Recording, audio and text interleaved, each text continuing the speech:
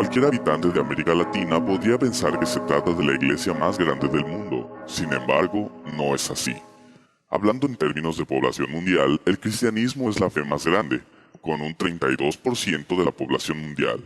Sin embargo, el cristianismo está dividido en muchas iglesias, de las cuales la católica es solo una de ellas, aunque ciertamente la más grande, conteniendo al 55% de la población cristiana mundial. En cambio, la fe musulmana contiene al 20% de toda la población del planeta. Esto significa un número aproximado de 1.200 millones de musulmanes, contra apenas un poco más de 1.000 millones de católicos en todo el mundo. Evidentemente, la fe musulmana tiene mayor número de adherentes que la Iglesia Católica Apostólica Romana. Sin embargo, este punto nos lleva a una pregunta que le quita el sueño a muchas personas. ¿Por qué la fe cristiana está dividida? O lo que es lo mismo, ¿por qué hay tantas denominaciones o iglesias cristianas diferentes? Para conocer la respuesta, debemos remontarnos algunos cientos de años atrás, hacia la época del mismo ser que ha dado origen a la fe mayoritaria de un continente en el que ni siquiera nació, Jesucristo. Jesucristo nació judío, pueblo que posee una fe propia conocida como judaísmo, por lo cual Jesucristo fue educado creyente de esa fe. Significaba que adoraba en las mismas sinagogas que sus compatriotas. Los problemas comenzaron apenas cundió la popularidad de Jesús como el Mesías esperado, el Hijo de Dios, pues los dirigentes de la iglesia judía nunca le creyeron, y más creció su odio hacia él debido a las críticas que él hacía de sus prácticas erróneas, y debido a que como Hijo de Dios, proclamaba tener la autoridad para llamar sus propios ministros, a cuyos principales 12 llamó apóstoles. Por lo tanto, los sacerdotes y autoridades políticas judías decidieron hacer con él lo mismo que habían hecho con casi todos los profetas anteriores, es decir, matarlo. Una vez que Jesús ya no estaba entre ellos, los apóstoles tomaron las riendas de las congregaciones, y podemos apreciar claramente que ellos ya celebraban sus propias reuniones de adoración separadamente a las de la religión judía. La razón era muy sencilla: los seguidores de Cristo lo aceptaban como el Hijo de Dios y el Salvador, cosa que los judíos no han aceptado hasta el día de hoy. Después de la muerte de Cristo, los judíos continuaron persiguiendo a los cristianos. También los romanos se sumaron a la persecución.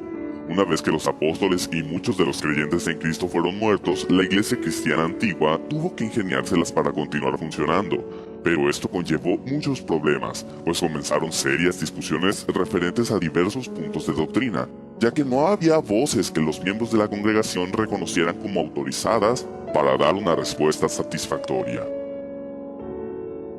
Para tener un ejemplo de cómo la doctrina cristiana original fue sufriendo modificaciones con el paso del tiempo, basta con repasar la lista oficial de papas y los hechos más trascendentales que hicieron durante sus administraciones, tales como ordenar a las mujeres para entrar a la iglesia con la cabeza cubierta en el año 67 al 76, la institución del agua bendita entre el año 105 al 115, etc. Así pues, durante el primer siglo después de Cristo y la mayor parte del segundo, las congregaciones de cada ciudad donde las hubiera continuaron con un líder a la cabeza denominado obispo, que resulta un sinónimo de pastor, título tomado de la tradición judía. Sin embargo, por aquella época, cada iglesia cristiana o congregación era independiente la una de la otra y no estaban confederadas o unidas en ningún tipo de asociación, excepto por su fe. En otras palabras, y hablando en términos puramente históricos, la Iglesia Católica Apostólica Romana, que proclama haber sido fundada por el mismo Jesús, no existía aún durante el segundo siglo de nuestra era, ni existiría hasta muchos años más tarde. Como es bien sabido, la máxima autoridad católica es el Papa, y los católicos afirman que el primer Papa fue el apóstol Pedro. Empero, en ninguna parte de la Biblia se menciona que Pedro haya sido nombrado Papa por Jesús, y esto es porque la palabra Papa no fue aplicada al máximo dirigente católico sino hasta el siglo XI, cuando Urbino II, obispo de Roma, propuso que se usara ese término para denominarlos, pues hasta ese año, 1093, se les llamaba Pontífice Romano u Obispo de Roma, o sea, que en realidad el primer papa no fue Pedro, sino más bien Urbano II. La razón es obvia. Pero, ¿por qué la máxima autoridad católica estaría en Roma? ¿No resultaría más lógico que estuviera en Jerusalén? Además, ¿no eran los romanos perseguidores de los cristianos? La respuesta a esa subsecuente interrogante nos lleva al nombre mismo de la iglesia en cuestión: Iglesia Católica Apostólica Romana. Durante el siglo III aproximadamente, los obispos de Roma decidieron que al estar en la sede del gobierno político más poderoso del mundo de aquel entonces, debían tener también la mayor jerarquía sobre los demás obispos, y por ende, sobre las demás congregaciones cristianas. Durante los años sucesivos, los demás obispos de Roma reclamaron la misma supremacía sobre las demás iglesias. Es ahí donde comienza la historia del líder eclesiástico de una iglesia local como líder de un movimiento religioso de clase mundial. Para justificar su reclamo de hegemonía, argumentaron que Pedro, sucesor de Cristo en el liderato de su fe, había sido el primer obispo de Roma. Sin embargo, como ya hemos mencionado antes, el obispo era la persona a quien se ponía al frente de una congregación para que se hiciera cargo de ella. La Enciclopedia Católica, al justificar la sucesión de San Pedro a través de los papas, cita correspondencia entre autoridades cristianas, donde solo se hace referencia a la idea de que los obispos de Roma heredaron de Pedro la autoridad para legislar sobre el resto de las congregaciones.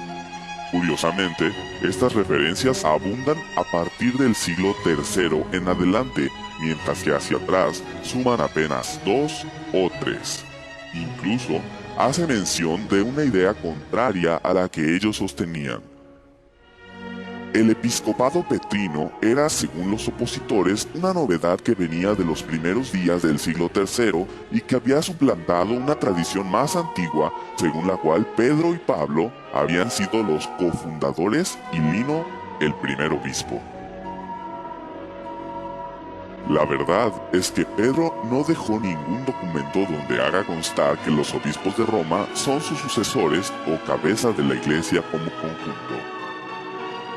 Pedro no pudo haberse hecho cargo de esa congregación, debido a que sus constantes viajes le habrían impedido cumplir debidamente con las obligaciones que eso conlleva. De hecho, la aseveración católica de que Pedro vivió en los últimos años de su vida en Roma es virtualmente imposible de comprobar históricamente. Inclusive, la misma Enciclopedia Católica lo afirma de la siguiente manera. En cuanto a la duración de su actividad apostólica en la capital romana, la continuidad o no de su residencia allí, los detalles y éxito de sus trabajos y la cronología de su arribo y de su muerte, todas estas cuestiones son inciertas y pueden resolverse solamente mediante hipótesis más o menos bien fundadas. Pero, sobre todo, hay que recordar que Pedro tenía una jerarquía mayor que la de un simple pastor u obispo. Él era un apóstol, título que recibió de manos de Jesús. Roma fue considerada sede de la autoridad cristiana desde el siglo III, pero no hay que pensar que eran aceptados por el gobierno romano. Como hemos mencionado antes, aún eran perseguidos tanto por judíos como por romanos. Sin embargo, la situación cambiaría drásticamente, cuando en el año 313, un emperador decretó el fin de la persecución hacia los cristianos. Se trataba de Constantino el Grande, quien dio el primer paso firme en la organización de una confederación de las congregaciones cristianas bajo un mismo nombre. A más de 300 años después de Cristo, la Iglesia Católica no existía aún.